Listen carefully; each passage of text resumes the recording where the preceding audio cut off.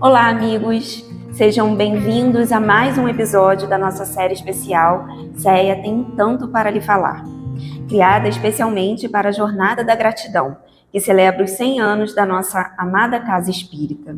Essa série nasceu para registrar histórias que tocam o coração, histórias que mostram como Céia acolhe, transforma e caminha ao lado de cada um de nós. Aqui, abrimos espaço para que cada convidado compartilhe a sua trajetória, suas descobertas e o modo como Céia fez parte dos seus desafios e das suas conquistas. Hoje, com muito carinho, recebo Silvia Batista, uma amiga querida que tem uma história marcada por fé, superação e muito amor por essa casa. Silvia, é uma alegria ter você conosco, seja muito bem-vinda. Eu agradeço pelo convite, fiquei extremamente lisonjeada com essa fase que a gente está vivendo dos 100 anos do CEA e estou muito feliz. Então a gente agora vai começar com aquela perguntinha inicial, né, que a gente vai querer saber um pouquinho. Como é que você chegou aqui na casa? De que forma você veio? Como é que estava a sua vida nessa época? Conta um pouquinho, se você lembrar o ano, faz um apanhado geral e conta pra gente como que você chegou aqui. Em 2018, eu e meu marido estávamos passando uma fase bastante difícil com a doença do filho dele, doença grave e sem muita esperança, e eu via a tristeza dele e não me sentia em condições de falar nada que realmente fizesse um carinho nele do tamanho que ele estava precisando. E ele estava muito introspectivo, muito sozinho, eu percebia que ele estava sofrendo aquela dor muito sozinho. E eu comecei aos domingos a vir aqui ao CEA. Eu moro aqui perto, mas não foi por eu morar próximo ao CEA. Mas eu tive um diretor que trabalha aqui na casa e ele era diretor na empresa onde eu trabalho. E ele falava de uma forma do CEA tão cativante, tão envolvente, e ele me convidava, vai qualquer dia lá, você vai gostar. E, tá bom. Aí eu comecei a vir aos domingos. Convidava meu marido, mas ele não queria vir. E eu vinha sozinha. E cada palestra que eu assistia, eu chegava em casa mais exultante e contando para ele como foi, o que falaram, como era o palestrante. E ele continuava sem mostrar adesão à minha ideia de vir aqui ao CEA. Até que um belo dia ele resolveu vir, mas não para a palestra, mas sim sob a orientação desse diretor para que ele fizesse um tratamento, para que ele ficasse mais calmo e tudo mais. E nós viemos, e ele, muito arredio, vinha assim, parecendo que estava vindo obrigado, mas foi aos poucos, foi se envolvendo. E quando nós terminamos o tratamento, eu me lembro que a pessoa que conduzia a sessão, né, falou para a gente, olha, vocês agora têm dois caminhos. Ou vocês repetem, se vocês acharem que ainda tem necessidade, ou vocês começam a estudar. Eu imediatamente falei, eu vou estudar. E para minha surpresa ele falou, eu também. Então, a partir dali, nós começamos a vir para o CEA e nos envolver, e nos dedicarmos, e foi assim. Isso foi mais ou menos em que época? 2018. 2018. Então você veio, inicialmente você veio sozinha, sim, né? Mas veio também para buscar esse apoio, né? Esse apoio emocional, espiritual. Ju, na verdade, eu já buscava um apoio assim espiritual há muitos anos, desde que eu tinha 9 anos. Hoje eu entendo o que acontecia comigo. Mas eu ouvia nitidamente uma voz que falava para mim, daqui a pouco você não vai estar aqui, você não vai ver mais ninguém da sua família, você não vai mais ver as coisas acontecerem, e aquilo me dava uma reação de sair correndo dentro de casa. Eu corria, eu ia para o banheiro, chorava, e aquilo foi passando, os anos foram passando e aquilo foi me acompanhando, até eu ter o meu primeiro filho. Porque quando eu era criança, na casa da minha mãe era tabu você falar de morte. Quando você falava, porque o dia que eu morrer, para de falar nisso, não se fala em morte, não se fala que você vai morrer. Aí, isso não vai acontecer agora, como se eu soubesse quando que ia acontecer. Então, eu cresci sem muito espaço de contar para minha mãe isso que me acontecia. Esse desespero, era um desespero.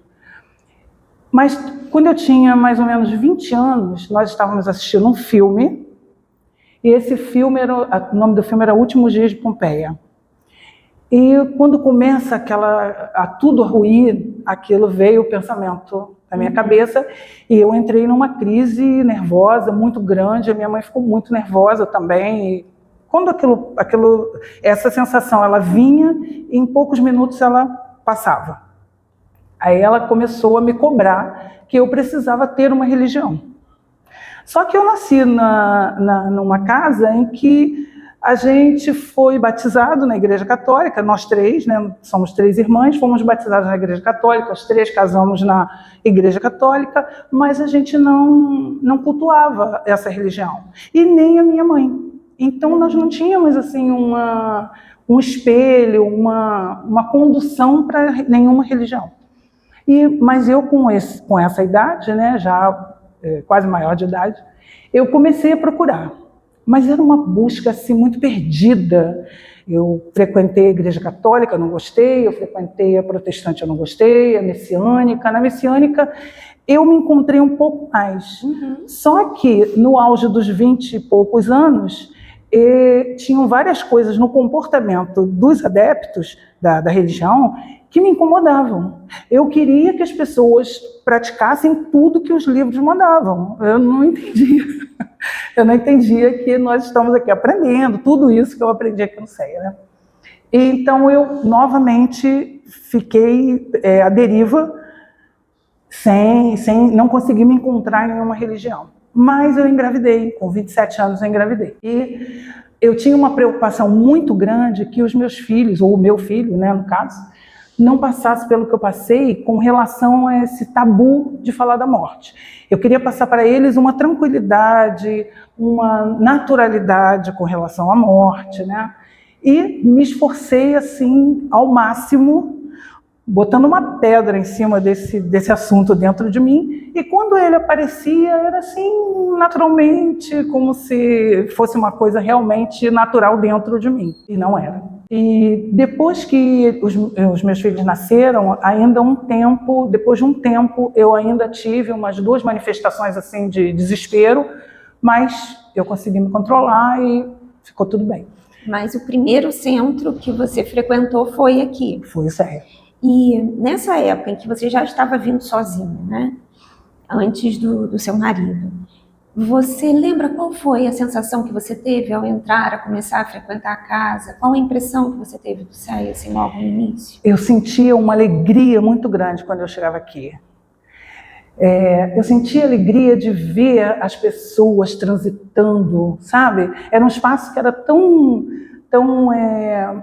desconhecido para mim, e que as pessoas, sabe, se encontravam, se mostravam íntimas daquele ambiente, né? E aquilo me deixava assim meio eufórica, queria tanto ser assim também aqui, queria tanto estar assim nessa condição de à vontade, de liberdade, né? Entendi. E aí depois, né, que você começou a frequentar, veio o tratamento, você fez o tratamento junto com ele, vocês fizeram uma avaliação, e aí a pessoa que estava na avaliação do tratamento falou, vocês têm 2 caminhos, repetir o tratamento ou seguir para o estudo, né? E aí foi quando vocês 2 foram para o estudo. E aí eu justamente vou perguntar sobre o estudo, né? Porque a gente sabe o quanto que é importante o tratamento espiritual no momento em que a gente está em desequilíbrio. As palestras, elas são muito importantes. Alguma coisa que é falada na palestra sempre nos traz algo para nossa própria reflexão. Mas aí depois, quando a gente entra no estudo, é diferente, né? E aí, quando você entrou no estudo, como foi para você?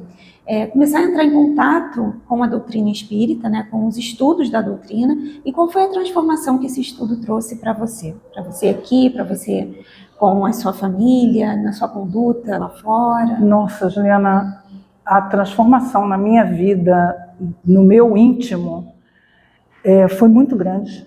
Foi muito grande. Os livros ajudaram muito, a relação com as pessoas, a relação com a casa, com os frequentadores, com as famílias assistidas, tudo isso impactou demais na minha forma de ver a vida, na minha tolerância, paciência, empatia. E os estudos foram libertadores, né? Os estudos foram, assim... O primeiro livro que eu fiz foi o Livro dos Espíritos. E nessa época, quem facilitava era a Maísa e o Juarez. E era um bálsamo ficar ouvindo aquelas novidades todas para mim, né? Porque tudo era muito novo. Eu já tinha tido convívio com uma pessoa que era espírita, que era um tio meu, mas eu era muito nova, eu tinha devia ter uns 15 anos, e sempre me chamou muita atenção a postura das pessoas que eu convivi, que eram espíritas. Uma delas era José Carlos aqui, esse meu tio, e tinha mais 2 pessoas que eu conheci também. Então isso me atiçou uma curiosidade. Eu tinha uma curiosidade, mas não era o momento ainda, e eu não acredito que tenha sido isso. E como foi entrar em contato com esse conhecimento que você não tinha? Porque você já tinha passado por várias outras religiões. Então, o conhecimento para mim ele foi libertador, porque ele me trouxe respostas de tantas coisas que eu tinha, tantas dúvidas que eu tinha, tantas coisas que passavam na minha cabeça, não como dúvidas, mas eu já tinha um conceito sobre aquilo. E quando vem, quando desvela, né, uma realidade, uma verdade que, nossa, eu nunca tinha pensado nisso. E então essas coisas todas que eu aprendi aqui, eu acho que foram libertadoras para mim. Por quê? Principalmente porque hoje a morte não me assombra mais. Quando você acredita, quando você passa a entender que nós somos espíritos eternos, nada mais te aterroriza, né? Nesse meu caso, não me aterrorizam mais. E trouxe respostas, talvez, para o passado, né? Sim. Em que você escutava, em que você não podia falar de morte. Né? Isso é muito libertador, né? Quando a gente começa a ter o conhecimento, e esse conhecimento começa a tirar os véus do que a gente não conhecia. Né? A gente fala, então tem uma explicação para isso. É verdade. Isso é muito bom. Tem coisas que você já busca, né? Por que acontece isso? Mas tem outras que você, na hora que aquilo é desvelado, isso sempre esteve junto de mim, e eu nunca tinha tido isso, nunca tive isso como um enigma, alguma coisa que vai ter resposta para isso. Não, tem coisas que você já tem mesmo aquela curiosidade, mas tem coisas que são surpreendentes quando você aprende, né? Sim. Bom, e depois do estudo, uma coisa leva a outra, a gente vai para o trabalho, né? Como foi essa transição para você sair? Ou você já começou a estudar, já foi fazer os cursos? Ou você esperou mais um tempo? Como é que foi essa transição para você trabalhar na casa? Não, foi quase que concomitante, porque logo o primeiro curso que eu fiz foi do DAPS. E eu e o Aragão, ficamos encantadíssimos com o trabalho, com tudo, com a abrangência, com o tamanho desse trabalho, né? Como é que isso tudo dá certo? Como é que tudo acontece?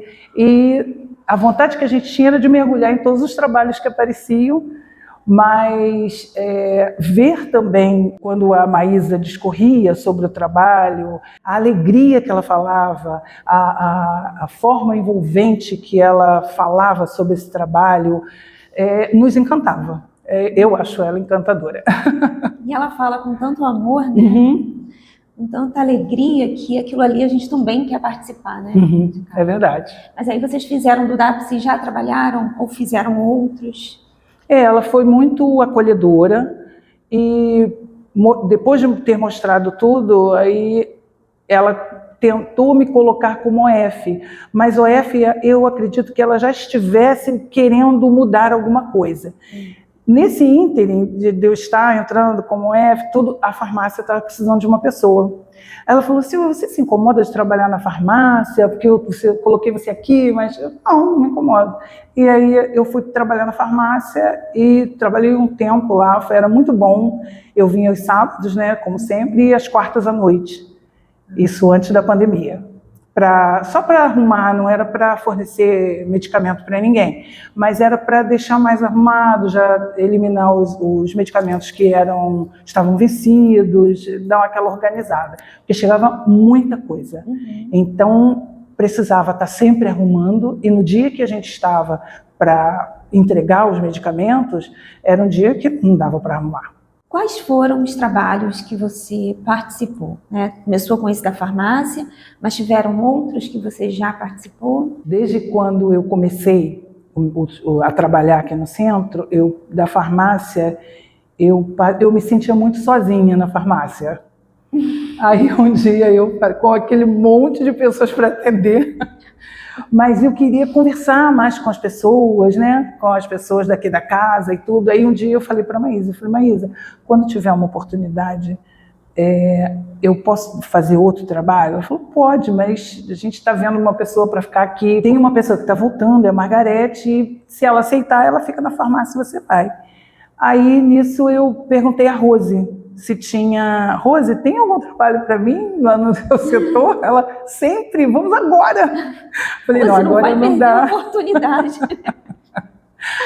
Aí eu fui para o brechó, aí trabalhei na livraria, mas a livraria eu fiquei muito pouco tempo porque eu sempre me atrasava por conta do meu trabalho. Estava numa fase lá no meu trabalho que eu não tinha hora para sair. Uhum. Aí, para deixar o Antônio na mão, né, ficar as pessoas esperando, né, ficarem esperando, aí eu falei com ele e ele aceitou que eu saísse. O Antônio me convidou para trabalhar na reunião de quinta, a Luz da Oração, né, e o Lumiar.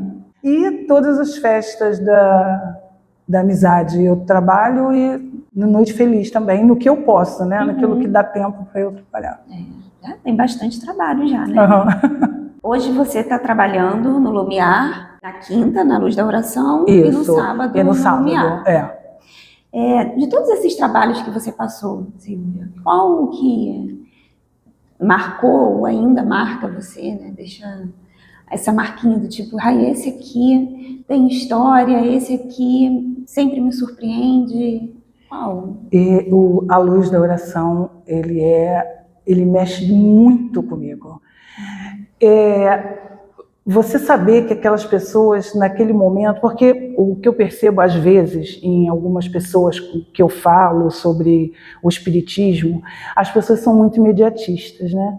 Então elas não têm a paciência de introspectar, de se olhar, de se criticar, de tentar ser melhor. A cada dia a gente faz isso, todos os dias, todas as horas do dia a gente faz isso como espírita, né? Então, nesse momento, o que eu vejo é as pessoas indo ali buscar paz, serenidade. As palavras do Antônio, elas são muito profundas ali naquela oração, em todas as orações que ele faz. Então, ver as pessoas indo ali ficar 1 hora simplesmente se dedicando ou a orar por outras pessoas, né? Ou por si mesmas, mas aquele momento é quase como uma terapia. Eu vejo assim, é aquele momento que você está com você e com Jesus e com a espiritualidade e você fica trocando, sabe? Então, eu acho um trabalho lindo, lindo, lindo. Realmente é uma reunião muito bonita, né? Que as pessoas estão ali totalmente envolvidas em oração, em música, né? Todo mundo que vem nessa reunião fala que é um ambiente diferente. Tem aí, nesse tempo do centro, alguma história, algo que aconteceu e que você lembra até hoje? Pode não ser algo tão profundo, tão grande, mas às vezes o pequeno também marca a gente, né? Não sei se você teria alguma história. Tenho sim. Não foi nem aqui dentro do centro, mas foi uma pessoa do centro. Eu estava há pouco tempo aqui no centro e depois eu falo o nome da pessoa. E esse profissional, ele estava desenvolvendo um trabalho no meu trabalho. Eu perguntei se ele poderia ir lá para fazer esse trabalho e tal. E um sábado nós fomos para lá para resolver algumas coisas. E quando nós chegamos na rua, antes nós passamos no posto de gasolina e ele comprou 2 salgados e 3 salgados. Um ele me deu, um ele comeu e outro ele guardou. E nós fomos rumo ao centro. Chegamos no centro da cidade. Quando chegamos lá no centro da cidade, aí eu trabalho na Candelária e ali tem um assédio de pessoas querendo tomar conta do carro, do flanelinha, né, aquela coisa. E o rapaz chegou e falou assim, logo que nós paramos, veio, cumprimentou e tal, e falou assim, é R$10. Aí falou, poxa, R$10? Já tem tempo isso, já era salgado. Aí ele falou assim, poxa, R$10 é muito caro, amigo, poxa, que isso e tal. Ele falou, vamos fazer o seguinte, eu vou te dar R$5 e vou te dar um salgado. Aí deu o salgado. Aí eu falei para ele assim, nossa, como ele ganha dinheiro fácil, né? Aí ele virou para mim e falou assim, mas eu não queria estar no lugar dele. Isso me calou tão fundo, porque como é que a gente julga que uma pessoa daquela pode estar numa situação de facilidade? Foi assim, um sacode mesmo, sabe? Foi o Carlos Lazarino. E ele falou isso para mim, eu fico muito emocionada, porque às vezes uma coisa assim que parece ser pequena, como você falou, mas ecoa muito dentro de você. Depois desse episódio, isso mudou algumas coisas em mim, com certeza. Né?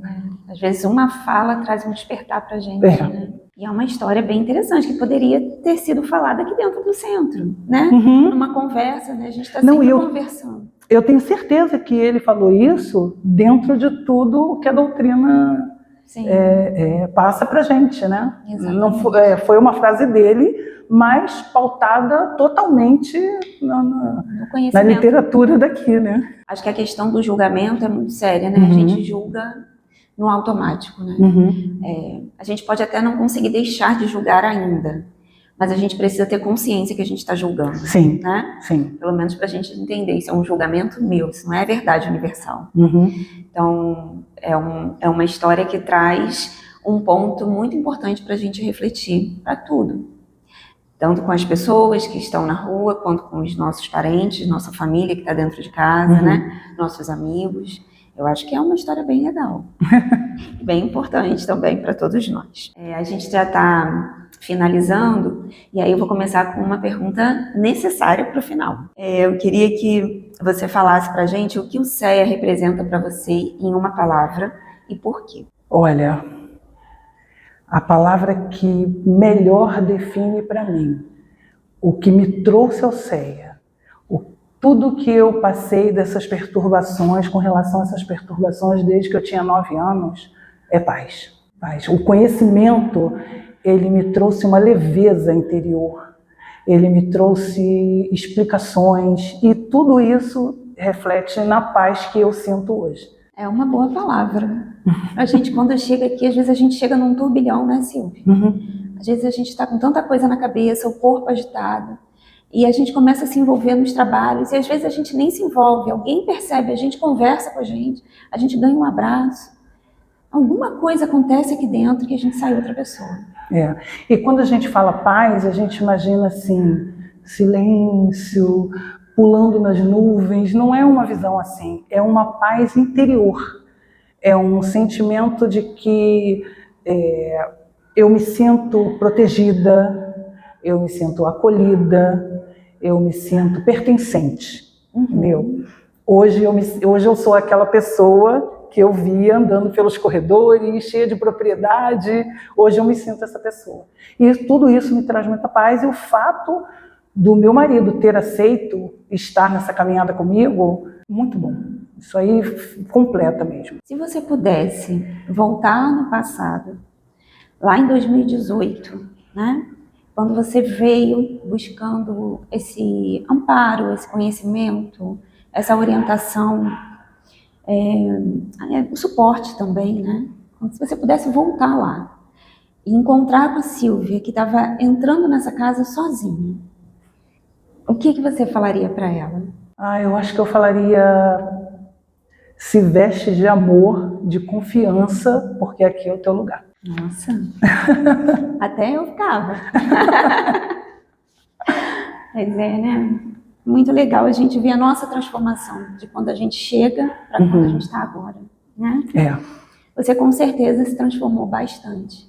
Diante do conhecimento, diante do amparo dos amigos, né? Que a gente vai, essa família sair que a gente vai formar. Juliana, uma das coisas que eu tenho maior orgulho hoje é de alguém me contar alguma coisa aflitiva e eu ter uma palavra para dar para ela. Uma palavra que eu sei que ela vai pensar, ou aquilo vai aquecer o coração dela, sabe? Eu não me sentia capaz de falar isso, eu não sabia o que falar. Eu tinha medo de falar uma coisa que eu não sabia se aquilo realmente acontecia ou não.